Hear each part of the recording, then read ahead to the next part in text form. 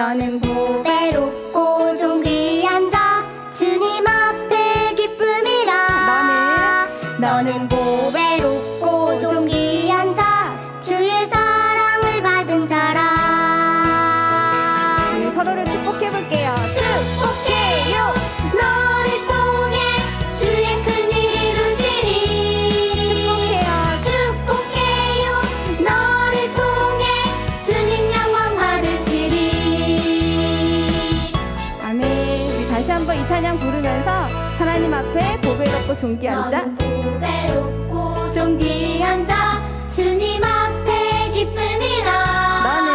너는 보배롭고 존귀한 자 주의 사랑을 받은 자라. 아멘. 축복합니다. 축복해요. 너를 통해 주의 큰일 이루시리. 축복해요. 너를 통해 주님 영광 받으시리. 축복해요. 너를 통해 주의 큰일 이루시리. 아멘. 축복해요. 너를 통해 주님 영광 받으시리. 아멘. 이 시간에 우리 예배 가운데 영광 받으신 하나님을 더 큰 목소리로 찬양했으면 좋겠어요. 우리 두 번째 찬양, 이 찬양을 통해서 매일매일 하나님만을 찬양한다고 함께 고백해볼게요. 룰루랄라 찬양해요. 하나님 정말 정말 좋아 좋아. 예수님 매일매일 함께해요. 성령님 크신 사랑 찬양해요. 찬양해. 룰루룰루 랄라랄라 정말 정말 정말 좋아요. 매일매일 매일매일 찬양해요. 함께 찬양해요. 자, 맞아요. 우리 매일매일 매 순간 우리와 함께 하신 하나님을 더 큰 목소리로 찬양해볼게요. 룰루랄라 찬양해요. 하나님 정말 정말 좋아 좋아. 예수님 매일매일 성령님 우리와 함께 해주세요. 성령님 크신 사랑 찬양해요. 찬양해. 룰루룰루 랄라랄라 정말 정말 정말 좋아요. 매일매일 매일매일 찬양해요. 함께 맞아요. 함께 찬양해요. 찬양합니다. 룰루룰루 랄라랄라 정말 정말 정말 좋아요. 너무 좋아요. 매일매일 찬양해요. 우리 모두 함께. 함께 찬양해요. 자, 맞아요. 우리 삶에서 이렇게 매일매일 신나게 하나님만을 찬양하는 우리가 되었으면 좋겠습니다. 이미 명절 가운데 계신 분들도 있지만 이제 본격적으로 추석 명절이 시작됩니다. 그래서 우리가 그 명절을 보낼 때 하나님의 자녀로서 구별되고 거룩하게 어떻게 해야 되는지 우리 이 찬양을 통해서 함께 불러보도록 할게요.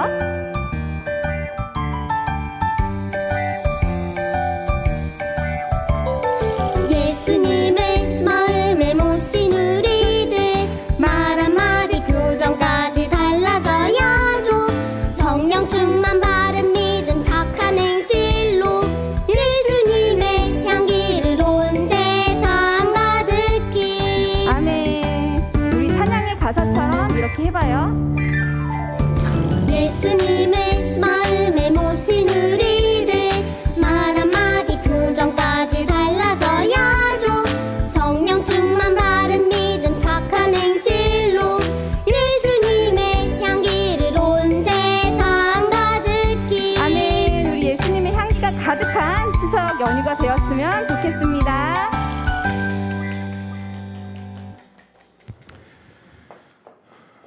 할렐루야. 너무너무 신나네요. 우리 보라색 티를 입은 우리 두 찬양팀 팀원들이 너무 멋지게 찬양을 하나님께 올렸습니다. 자, 우리 계속해서 좀 같이 고백했으면 좋겠습니다. 우리 이 찬양 오랜만에 함께 고백하는 것 같은데요. 이곳에 생명샘 솟아나 눈물 골짝 지나갈 때에 머자나 열매 맺히고 웃음소리 넘쳐 나리라. 우리 꽃들도 우리 하나님께 찬양하며 나아가겠습니다.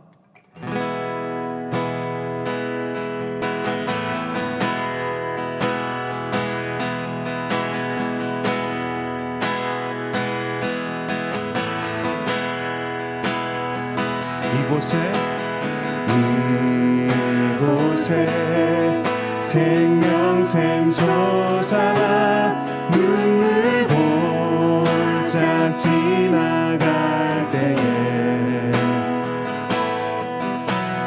너잖아 열매 맺히고 웃음소리 넘쳐나리라. 한 번 더 이곳에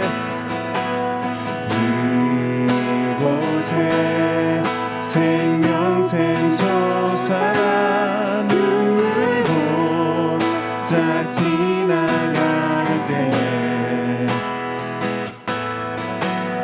너잖아 열매 맺히고 웃음소리 넘쳐나리라. 꽃들도 구름도 바람도 넓은 바다도 찬양하라 찬양하라 예수를. 하늘을 울리며 노래해 나의 영혼아. 은혜의 주 은혜의 주 은혜의 주.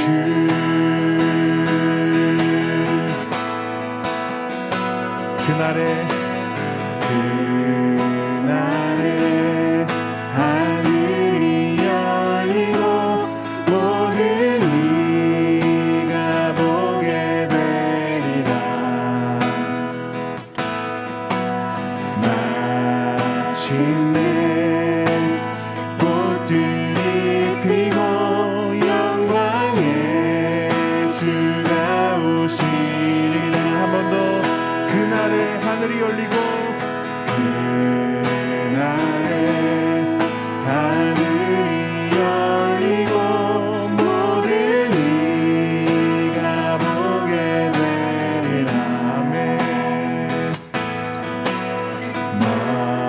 마침내 꽃들이 피고 영광의 주가 오시리라. 꽃들도 구름도 바람도 넓은 바다도 찬양하라 찬양하라 예수를. 아멘. 하늘을 울리며 노래해 나의 영혼아. 은혜의 주 은혜의 주 은혜의 주. 꽃들도 구름도 바람도 넓은 바다도 찬양하라 찬양하라 예수를. 아멘. 하늘을 울리며 노래해 나의 영혼아. 은혜의 주 은혜의 주 은혜의 주. 꽃들도 구름도 바람도 넓은 바다도 찬양하라 찬양하라 예수를. 예수. 하늘을 울리며 노래해 나의 영혼아. 은혜의 주 은혜의 주 은혜의 주